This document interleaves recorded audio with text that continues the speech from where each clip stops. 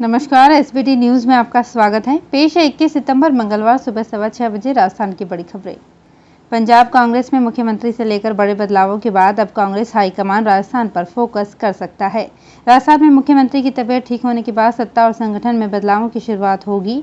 पहले फेज में मंत्रिमंडल फेरबदल और इसके बाद जिलाध्यक्षों की नियुक्ति होनी है। मंत्रिमंडल फेरबदल में नए चेहरों को मौका देने के साथ विवादित और नॉन परफॉर्मर चेहरों को बाहर का रास्ता दिखाया जाना तय है। राजस्थान के शिक्षा मंत्री गोविंद सिंह डोटासरा ने कहा है कि प्रदेश में अध्यापक पात्रता परीक्षा रीट पूरी पारदर्शिता के साथ आयोजित की जाएगी।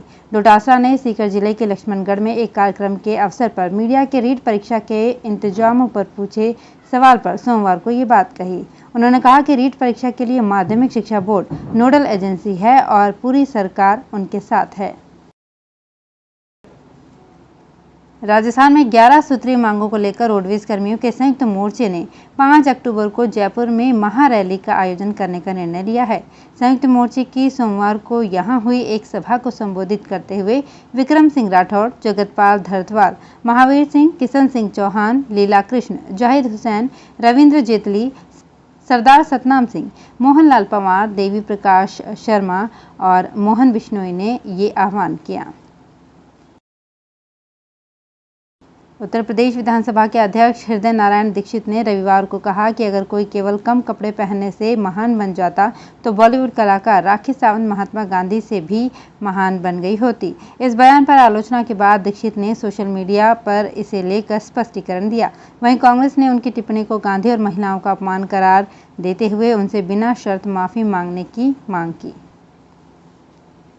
वैश्विक दवा कंपनियों फाइजर और बायोएनटेक एसई ने सोमवार को कहा कि कोविड-19 टीकों के परीक्षण के नतीजों से पता चला है कि ये 5 से 11 साल की उम्र के बच्चों के लिए सुरक्षित है और उनमें मजबूत एंटीबॉडी पैदा करते हैं। उन्होंने कहा कि वे जल्द से जल्द नियामक मंजूरी लेने की योजना बना रही है। वैश्विक hotel company Radisson hotel group ने इस साल के अंत तक भारत में 10 और होटल जोड़ने की घोषणा की है। देश में तेजी से विस्तार की योजना के तहत कंपनी नए होटल जोड़ने जा रही है। कंपनी ने इसी महीने रेडिसन भोपाल की शुरुआत की है। इससे देश में कंपनी के परिचालन वाले होटलों की संख्या 100 पर पहुंच गई है।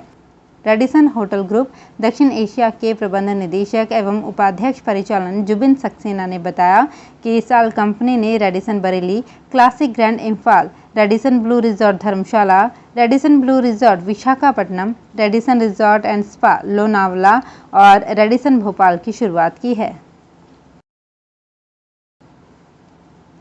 राजस्थान में खान विभाग के अतिरिक्त मुख्य सचिव डॉक्टर सुबोध अग्रवाल ने कहा कि खनिजों के खोज और खनन कार्य में लेजर जैसी आधुनिकतम तकनीक का उपयोग किया जाएगा ताकि अधिक वैज्ञानिक ढंग से परिणाम प्राप्त किए जा सकें।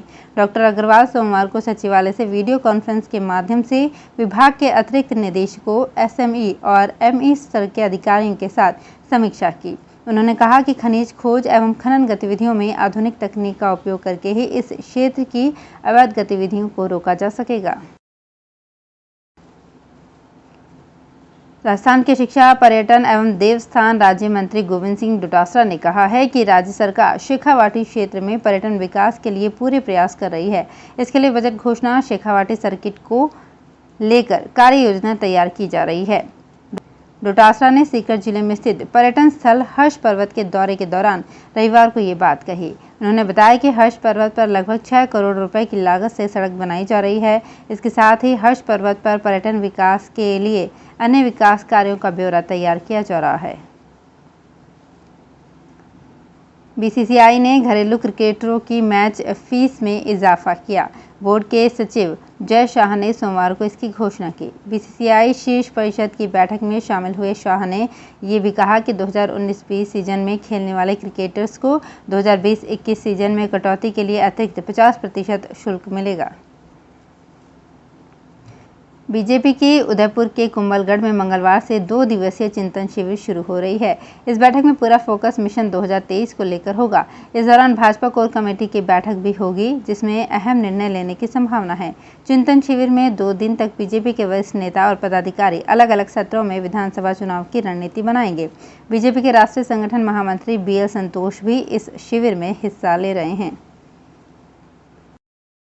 राष्ट्रपति M वेंकैया नायडू ने संसद में लगातार होने वाले गतिरोधों पर सोमवार को चिंता व्यक्त की और कहा कि ठीक से काम नहीं करने वाले विधानमंडल संसदीय लोकतंत्र के सिद्धांत पर प्रहार करती है। उपराष्ट्रपति ने कहा कि सांसदों और विधायकों को सरकार की आलोचना करने का पूरा अधिकार है, लेकिन उन्हें सदन में अपनी बात रखते वक्त शालीनता, मर्यादा और गरिमा की लक्ष्मण रेखा कभी लांघनी नहीं चाहिए। फिल्म अभिनेता सोनू सूद से जुड़े ठिकानों पर आयकर विभाग के छापे की कार्यवाही में काले धन के निवेश के कई महत्वपूर्ण साक्ष्य मिले हैं। आयकर ने अभिनेता सोनू सूद से जुड़े मुंबई, लखनऊ, जयपुर, दिल्ली और गुड़गांव में 28 ठिकानों पर एक साथ छापे मारे। मीडिया रिपोर्ट्स के अनुसार छापे की इस कार्यवाही में राजस्थान के सहकारिता मंत्री उदयलाल आंजना की कंपनी के तार भी नियम विरुद्ध निवेश से जुड़े पाए गए हैं। सहकारिता मंत्री उदयलाल आंजना से जुड़ी इंफ्रास्ट्रक्चर कंपनी की ओर से सोनू सूद से जुड़ी कंपनी में 175 करोड़ रुपए का संदिग्ध लेन देन पाया गया है। इसके पुख्ता दस्तावेज आयकर विभाग के हाथ लगे हैं। तो फिलहाल इस बुलेटिन में इतना ही, फिर हाजिर होंगे कुछ और बड़ी खबरों के साथ। SBT न्यूज़ के और भी वीडियोस को देखने के लिए हमारे चैनल को सब्सक्राइब करें और नोटिफिकेशन पाने के लिए बेल आइकन को प्रेस करें।